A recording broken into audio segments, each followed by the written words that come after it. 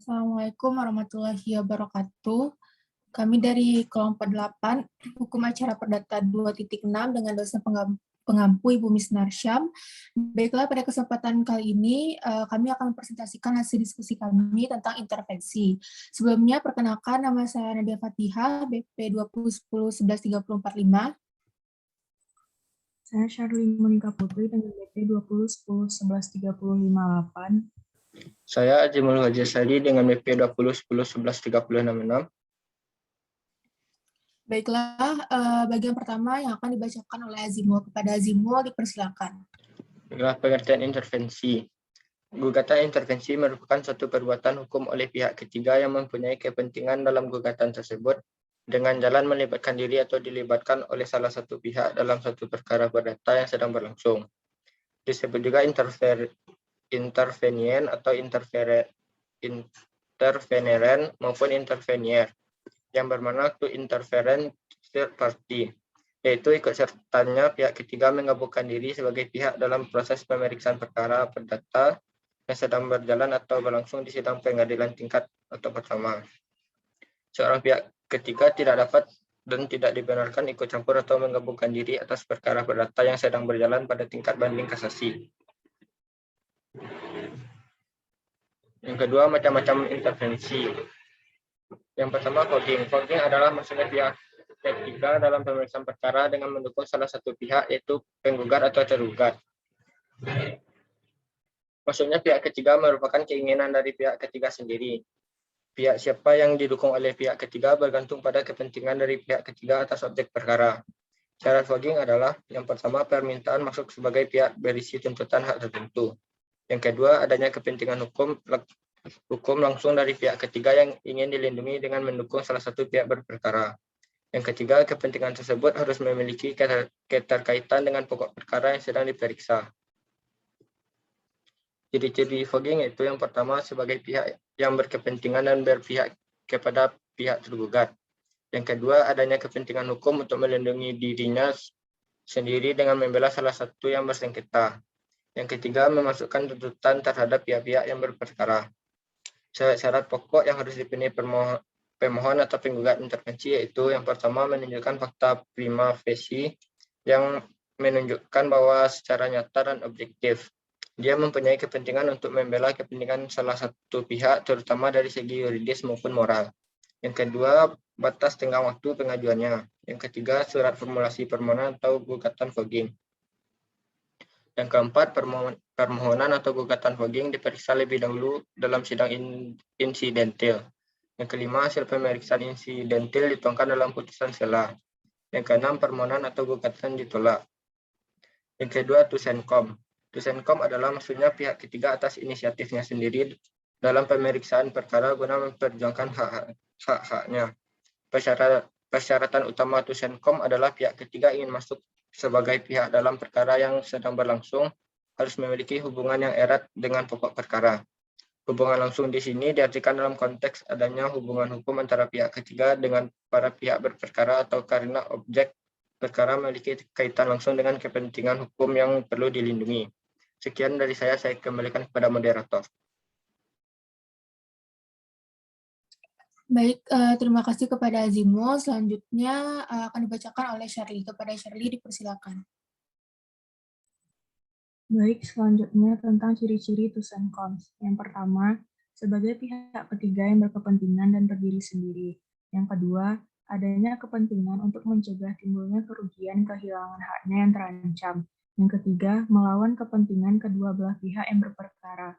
Yang keempat, memasukkan tuntutan terhadap pihak-pihak yang berperkara atau penggabungan tuntutan. Syarat utama intervensi dalam bentuk tusenkoms yaitu objek gugatan intervensi atau tusenkoms tersebut sama dengan objek gugatan perkara pokok yang disengketakan para pihak yang berperkara, yang ditegaskan dalam salah satu putusan Mahkamah Agung nomor 827/SIP/1917. Yang ketiga, prejuring adalah masuknya pihak ketiga ke dalam pemeriksaan perkara karena ditarik oleh salah satu pihak yang sedang berperkara atau tergugat. Fungsi ditariknya pihak ketiga sebagai pihak berperkara adalah sebagai penjamin bagi pihak tergugat.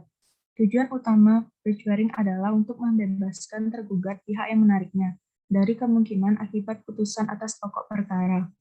Tergugat dalam jawaban atau dupliknya dapat mengajukan permohonan kepada majelis hakim agar pihak ketiga ditarik sebagai pihak sebagai pihak dalam pemeriksaan pokok perkara.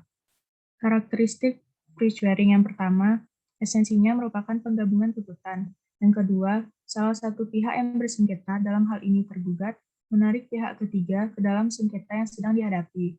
Yang ketiga, keikutsertaan pihak ketiga timbul karena paksaan, bukan karena inisiatifnya sendiri. Syarat pokok permohonan atau gugatan pre-hearing.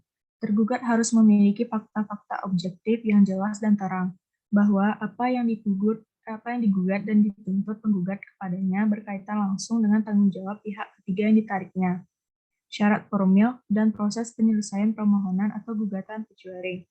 Mengenai prosedur pengajuan, syarat formil, bentuk formulasi, proses sidang insidentil, dan bentuk hasil pemeriksaan yang berkenaan dengan penolakan atau pengambungan, serta upaya banding atas penolakan permohonan atau gugatan pre-hearing. 3. Prosedur pengajuan gugatan intervensi. Yang pertama, pengajuan berbentuk permohonan.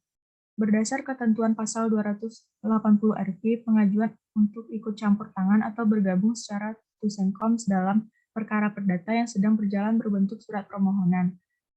Jadi, berbentuk surat permohonan intervensi, yaitu yang pertama, dalam praktik jarang disebut surat permohonan intervensi, tapi selalu disebut gugatan intervensi.